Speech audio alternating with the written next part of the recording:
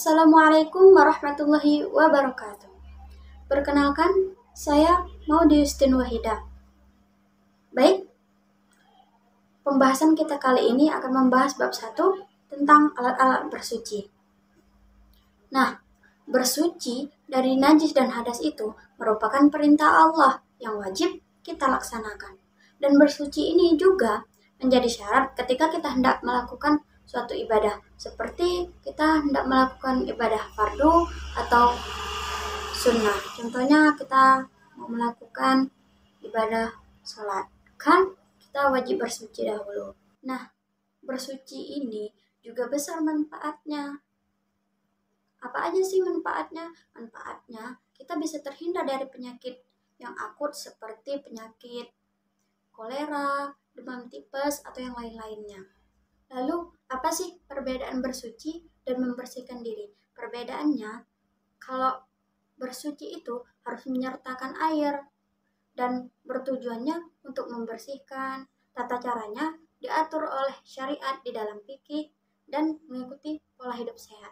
Sedangkan membersihkan diri hanya bertujuan untuk membersihkan dan mengikuti pola hidup sehat. Lalu, apa dasar hukum bersuci ini?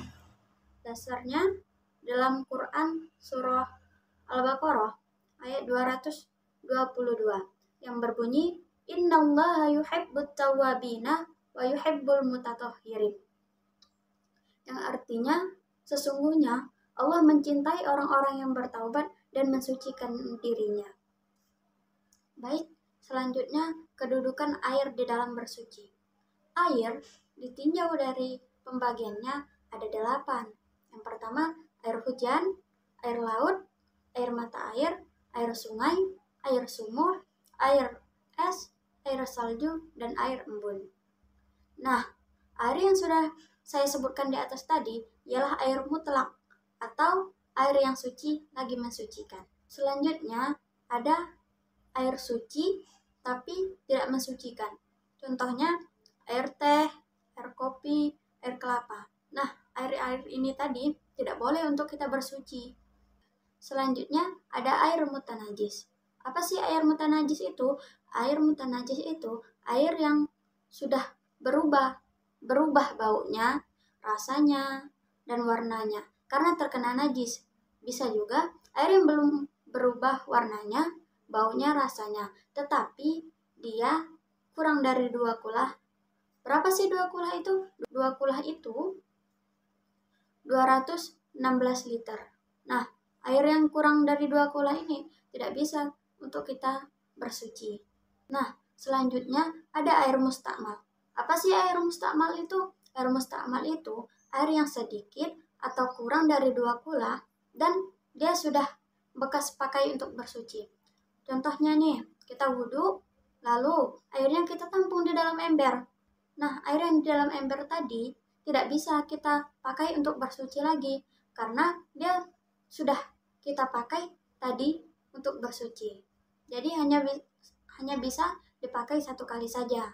Selanjutnya ada air musyammas. Apa sih air musyammas ini? Ialah air yang dijemur atau terkena sinar matahari di dalam suatu bejana atau bak yang bisa berkarat selain emas dan perak. Nah, kan ada tuh derum biasanya kalau saya menyebutnya. Nah, derum yang berbahan besi ini tadi kalau dijemur kan dipanas biasanya dia berkarat. Nah, air yang di dalam bejana ini tadi atau derum ini tadi itu tidak boleh untuk bersuci karena dia hukumnya menjadi air musyammas, tidak bisa. Lalu pembahasan selanjutnya benda-benda bersuci selain air. Contohnya nih benda padat.